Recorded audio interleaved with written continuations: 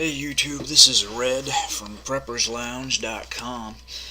Just wanted to make a couple of quick videos about some sort of strange myths that pervade the survival communities.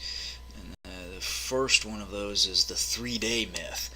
I don't know where it came from, but it's all over the place. You see it everywhere. People saying, well, you need to lay up a 3-day supply of food. You need to have a 3-day pack. You need to be prepared to survive 3 days. And the reason it concerns me is that I just don't understand where this idea that an emergency is going to last 3 days. Where did this idea come from?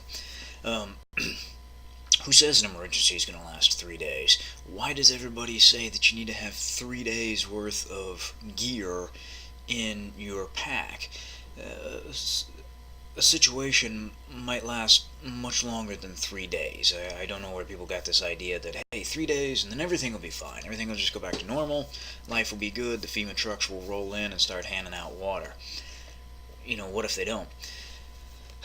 And some people might, sort of shrug their shoulders and say, big deal, who cares, Red? Why are you even making a fuss over this? Well, I think it is a very big deal, and I'm going to tell you why.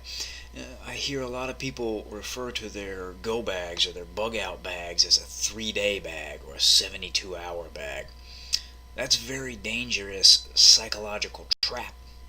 Your mind is a very powerful tool, okay? You can create an idea in your mind, and the more you tell yourself something, the more it becomes real for you.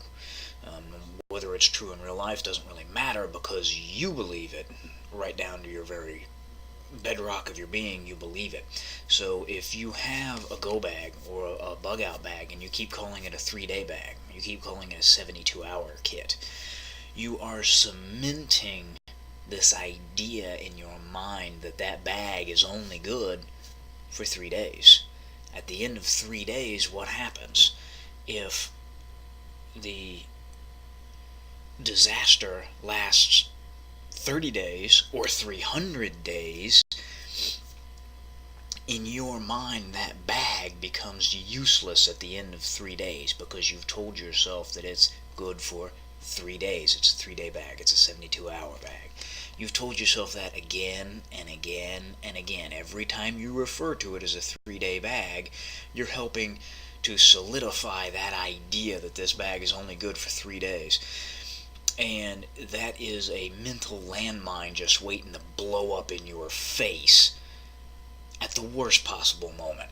When the chips are down and you actually need a positive mental attitude to survive, all of a sudden you feel like you're not prepared because you prepared for 3 days. You kept telling yourself 3 days, 3 days, 3 days. And here you are 30 days later, things haven't gotten back to normal yet.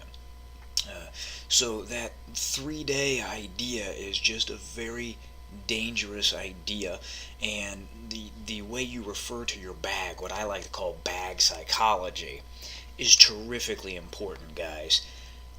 If you take nothing else from me ever, take this.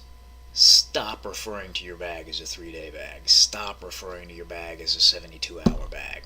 Call it a bug out bag. Call it a good bag. Call it a go bag. Call it a, oh crap, the world's gone to hell, I gotta get the heck out of here bag.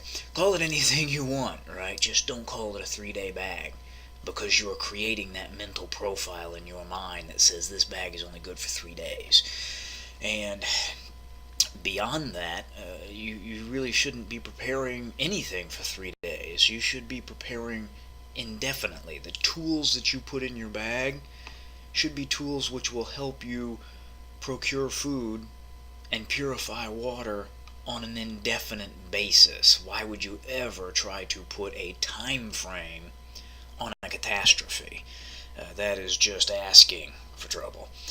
So kill all this 3-day idea. You don't need to survive for 3 days. You don't need a 3-day supply of water. You need tools and know-how that will help you survive indefinitely, because an apocalypse doesn't have a time frame. Okay, so I'm Red from PreppersLounge.com. If you want some other helpful tips or advice, come on over and check me out at my site. I hope this helps somebody. Feel free to leave comments. I'm Red. I'm out of here. You guys be safe.